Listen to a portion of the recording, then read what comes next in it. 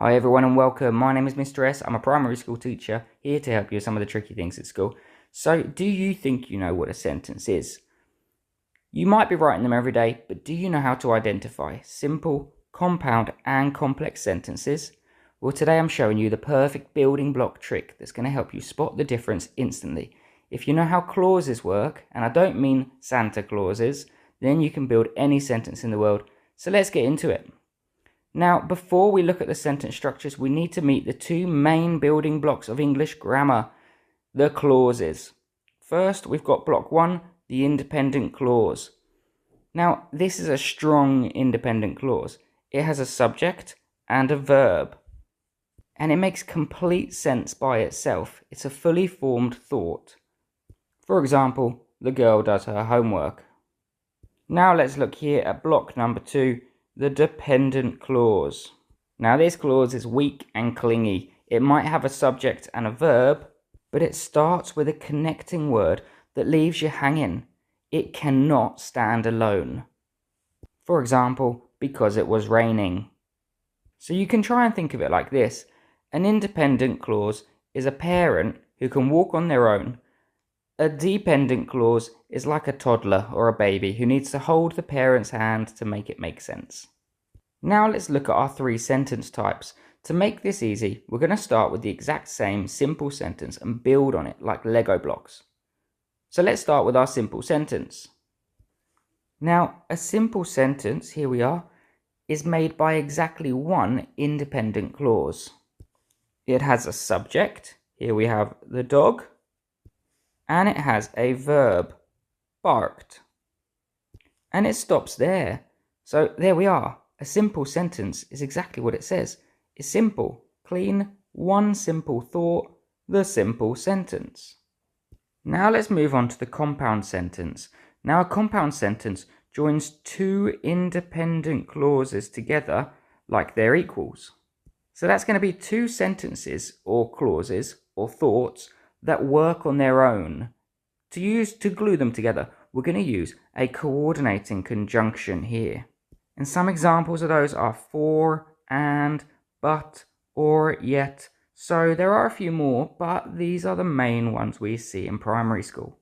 So building on our previous simple sentence of the dog barked, we've now got the dog barked and the cat ran away.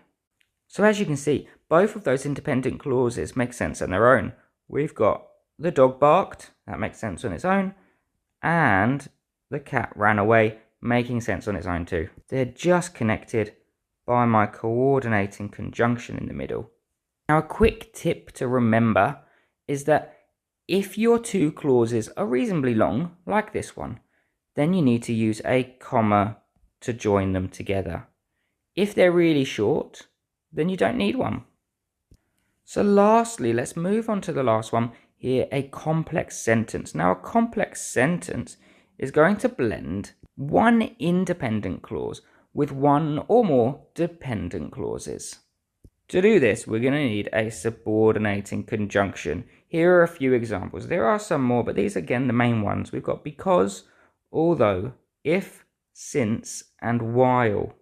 So let's build on that first simple sentence again. The dog barked. We've got the dog barked because it was angry. Now we've got the dog barked being our strong independent clause. And we've got because it was angry as my dependent clause, the weaker one that leaves you hanging because of that word because at the beginning of it.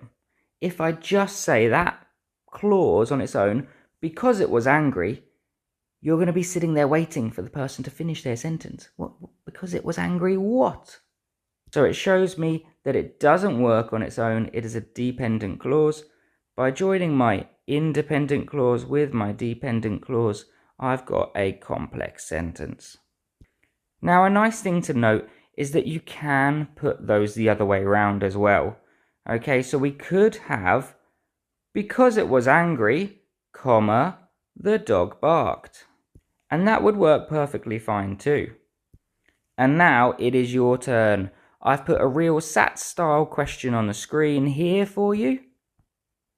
I'd like you to look at these three sentences here, find the clauses and decide if they are simple, compound or complex.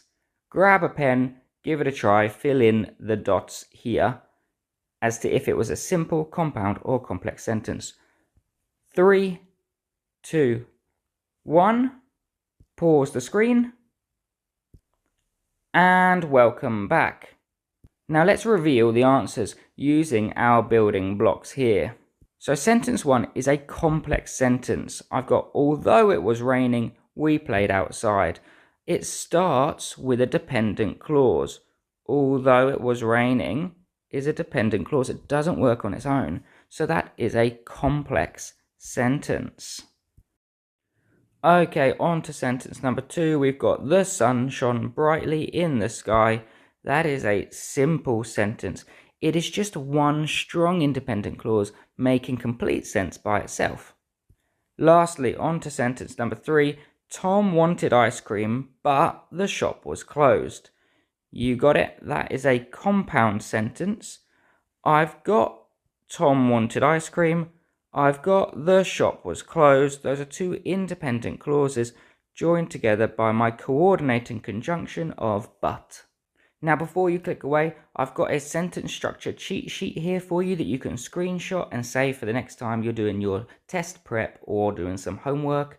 If this video has finally helped sentence structures or clauses make sense for you, then please hit that subscribe button so that you don't miss the next one. And I will see you next time. Thank you.